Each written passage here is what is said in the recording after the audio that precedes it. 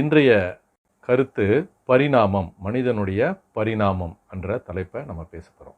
மனிதன் எங்கேருந்து வந்திருக்கான், எப்படி அப்படிங்கிற ஒரு கருத்துக்களை நம்ம முன்னெடுத்து இன்னைக்கு செல்ல இருக்கின்றோம். பொதுவாகவே விஞ்ஞானம் என்ன சொல்லுதுன்னா, மனிதன் எங்கேருந்து வந்திருக்கான்னு சொன்னால் குரங்கிலிருந்து வந்திருக்கான் அப்படின்னு. இப்போ குரங்கு அப்படின்னா அது நடப்பனை அப்படின்னு நம்ம சொல்கிறோம்.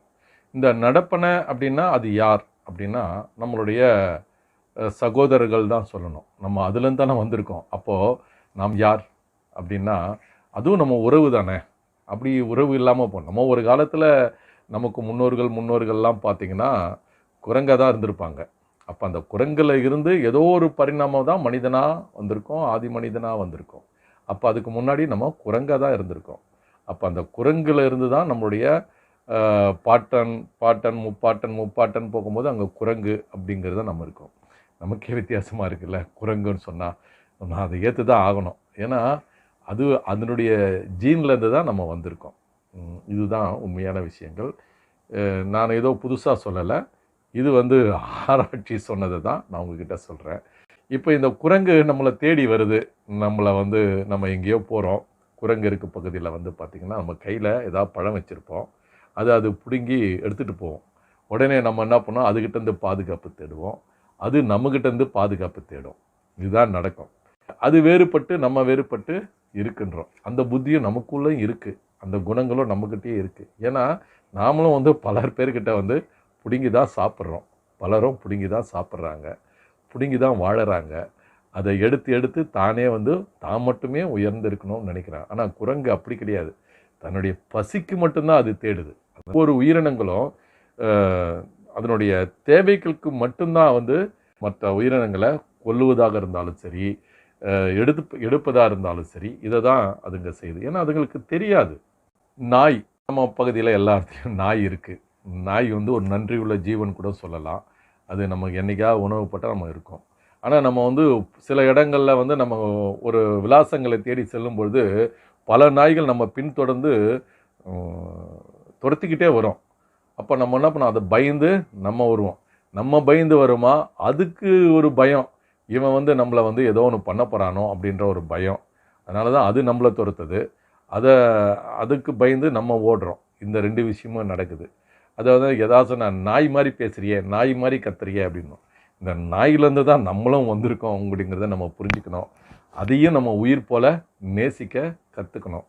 இது ரொம்ப ரொம்ப முக்கியமானது. அதனால் நம்மளுடைய அந்த ஜீன்லேருந்து தான் நம்மளும் வந்திருக்கோம். இதே மாதிரி நம்ம ஒவ்வொன்றையும் நம்ம எல்லா உயிரினங்களும் நம்ம பார்க்கும்போது உங்களுக்கே தெரியும். பன்றி, நம்ம யாரையுமே சொல்லும்பொழுது பன்னி மாதிரி சாப்பிட்றியே அப்படின்னு சொல்லுவோம். எதுக்கு எடுத்தாலும் பன்னி அப்படின்றத நம்ம நிறைய முறை பயன்படுத்துகிறோம். ஆனால் நம்ம பன்னியை அதிகமாக நம்ம நெருங்கி அது கூட நம்ம பழகலை. அது நம்ம அருகில் இல்லை. அது ரொம்ப தூரத்தில். நாய்னா நம்ம தெருவில் எல்லா இடங்களையும் இருக்குது.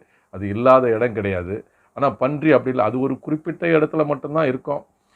அதுக்கான இடம் பார்த்திங்கன்னா குப்பை மேடு, மலஞ்சலம் கழிக்கக்கூடிய இடங்கள்லாம் பார்த்து அதுக்கு உணவை தேடி அது போயிட்டுருக்கு. அது நம்மக்கிட்ட டிஸ்டர்ப் பண்ணுறதே இல்லை. ஆனால் அதுவும் ஒன்று, அதுலேருந்து தான் நாம் வந்திருக்கோம் அப்படிங்கிறத நம்ம புரிஞ்சுக்கணும். எறும்பு, நம்ம வீட்டில் எல்லா இடத்துலையும் எறும்பு வரும். ஒரு 4 நாள் நம்ம வீட்டை பூட்டி வச்சுட்டு போனாலோ, இல்லை பொருட்கள்லாம் வீட்டில் பலகாரங்கள்லாம் இருந்ததுன்னா அதில் எறும்பு வந்துடும். ஒரு 4 நாள் ஒரு 5 நாள் இருந்ததுன்னா அது எறும்பு மேலே இருக்கும். இந்த எறும்பை கூட பார்த்திங்கன்னா அதுவும் ஒரு உயிர் தான். ஆனால் அந்த உயிர் பார்த்திங்கன்னா நம்ம வண்டி எடுத்துகிட்டு போவோம். நம்ம வழியெல்லாம் கூட அந்த எறும்பு இருக்கும். நம்ம போகிற வழியில் அந்த எறும்பு இருக்கும். அந்த எறும்பை என்ன பண்ணுவோம், ஏன்னா எறும்பு வருதுன்னு சொல்லிட்டு ஒரு கெரோசினை ஊற்றி அதை அனுப்புவோம். இல்லை தண்ணியை ஊற்றி கழுவுவோம். ஆனால் இந்த எறும்புகள்லாம் அன்றைக்கி எல்லாமே இறந்துருக்கும். அப்போ அதுக்கு நம்மளை பூதம் மாதிரி தெரிஞ்சிருக்கும். அப்போ அந்த உயிருக்கு நம்மளை பூதம் மாதிரி, அந்த உயிரை நம்ம பார்க்குறதே இல்லை. ஆனால் அந்த உயிர் ஒரு சுனாமி மாதிரி. நம்ம என்ன பண்ணுறோம், அன்று நடந்த ஒரு சுனாமி, எப்பொழுதோ பல ஆண்டுகளுக்கு ஒரு முறை ஒரு சுனாமி வந்தது. கடலோர பகுதியில் இருக்கிற மக்களெல்லாம் அப்படியே எடுத்துக்கிட்டு அப்படியே போயிடுச்சு. அத்தனை உயிர்களும் உள்ளே போயிடுச்சு. அந்த மாதிரி தான் தினம் நம்ம நம்ம பகுதியில் இருக்கக்கூடிய அத்தனை இடங்களையும் தண்ணி ஊற்றி எத்தனையோ உயிர்களுக்கு சாகடிக்க ஒரு சுனாமியை உருவாக்கி அதில் சாவடிக்கிறோம். கொஞ்சம் நெஞ்சம் நம்ம செய்ய வேண்டிய வேலை இல்லை. அந்த உயிருன்றதை நம்ம நினைக்கவே இல்லை. அதான் உயிரையும் தன் உயிர் போல் நேசிக்கும் தன்மை வேணும். இதை நம்ம நினைக்கிறது இல்லை. அதனால் அதுவும் யாருன்னு கேட்டால் அதுவும் நாம தான். அதுக்கு முன்னாடி நம்ம எறும்பாக தான் இருந்திருக்கோம். அது மாதிரி நம்ம பறவைகள், காகங்கள்லாம் மேலே வந்து கத்துது, அதுக்கு உணவு வைக்கிறோம். சில நேரங்களில் நம்மளையும் கொத்த வரும். அப்போ நம்ம வந்து திருத்தி அடிக்கிறோம். அது நம்மளை கொத்த வரலை, அங்கே எங்கேயாவது கூடு கட்டியிருக்கோம், நம்ம போகும்போது அதுக்கு டிஸ்டர்ப் பண்ணுறோம். அதனால் நான் அங்கே போகும்போது அதில் நம்மளை துரத்தி வருது. அதுதான் உண்மை. நம்ம தலையில் கொத்தோம், அதுக்கு பயந்துக்கிட்டு நம்ம ஏதாவது தூக்கி அடிப்போம். இதுதான் நடக்கும். அதுக்கு பிறகு வந்துடும். ஆனால் அது வேலையை அது செய்யுது. ஆனால் நம்ம வந்து அதை கவனிக்கிறது இல்லை. அப்போது அது யார் அப்படின்னா நம்ம முன்னோர்கள்னு சொல்லிட்டு நம்ம சாப்பாடெலாம் கூட வைக்கிறோம் அதுக்கு. சரிங்களா? இறந்தவங்க சாப்பாடு கேட்குறாங்க அப்படின்னு அது கொடுத்துட்டு சாப்பிட்றோம். அப்போ அதுவும் நம்ம உயிர் தானே. அப்போ அது அதுலேருந்து தான் நம்ம வந்திருக்கோம். அப்போ நம்ம அதையும் நேசிக்கிறது இல்லை. கருப்பாம்பூச்சி நம்ம வீட்டில் எல்லாமே இருக்கும். அதுதான் லெட்டினில் தான் மேக்சிமம் இருக்கும். அந்த அந்த இடங்கள்லாம் அது போய் இருந்துட்டு மேலே வரும்போது நமக்கு ஒவ்வாத நிலை ஏற்படும். அந்த மலத்தில் போய் இருந்துட்டு நம்ம மேலே வருதே அப்படின்போது நமக்கு ரொம்ப சிரமம் இருக்கும். அதை கூட நம்ம என்ன பண்ணுவோம், அடித்து தெருத்துவோம். அதுதான் உண்மை. அது எங்கே இருந்தாலும் அடிச்சுட்டு ஓடிடுவோம் நம்ம. இதையும் நடக்குது. அது யாருன்னு கேட்டால் அதுவும் நம்ம தான். நான் சொல்கிறது உங்களுக்கு எப்படின்னு தெரியல. ஆனால் அதுவும் நாம தான் அப்படிங்கிறத நம்ம புரிஞ்சுக்கணும்.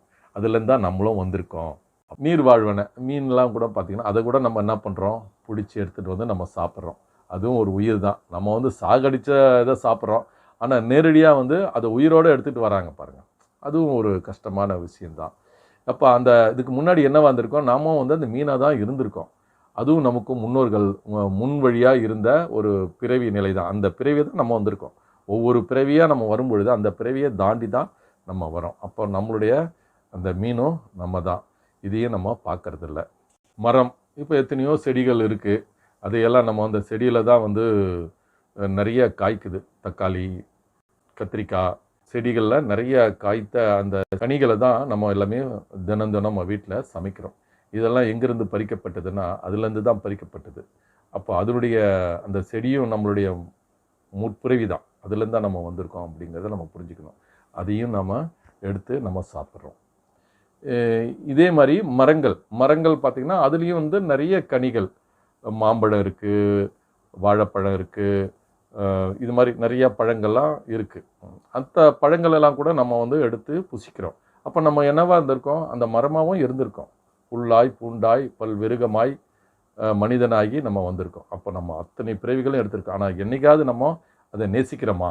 எல்லா மிருகங்களும் நம்ம இருந்திருக்கோம். இதுதான் உண்மை. அந்த குணங்களெல்லாம் நமக்குள்ளேயும் இருக்குது. அந்த பறவை குணம் இருக்குது, அந்த செடி குணம் இருக்குது, மரங்குணம் இருக்குது, அந்த நீர்வாழ்வின குணங்கள், அத்தனை குணங்களும் மனிதனுக்குள்ளே இருக்குது. ஆனால் எல்லாரையும் நேசிக்கும் பண்பு மட்டும் நம்மக்கிட்ட இல்லை. அதுதான் ஒரு புரியாத புதிய எல்லா உயிரினங்களையும் ஆளுமை பண்ணக்கூடிய ஒரு நிலையில் இருக்கும். அதனால் நம்ம சாப்பிட்ற உணவுகளாக இருந்தாலும் எல்லாமே அதன் வழியாக தான் இருந்து வருது அப்படிங்கிறத நம்ம புரிஞ்சிக்கணும். எல்லா உயிர்களையும் நேசிக்கும் தன்மையை நம்ம உருவாக்கிக்கணும் அப்படிங்கிறத வந்து இந்த கருத்தை நான் உங்கள்கிட்ட சொல்லிக்கொள்ள விரும்புகிறேன். அதனால தான் வந்து வள்ளலார் அவர்களை எல்லா உயிர்களையும் நேசிக்கணும் அப்படின்னு சொன்னார். புலால் உண்ணக்கூடாது அப்படின்னு சொன்னதும் அதுதான், அந்த அர்த்தத்தில் தான் சொன்னார். ஆனால் ஒரு உயிரையும் கொல்லாமல் யாருமே இருக்க முடியாது. ஒரு உயிரை கொண்டு தான் இன்னொரு உயிர் வாழுது. அது எல்லா உயிர்களுமே அது மாதிரி தான் இருக்குது.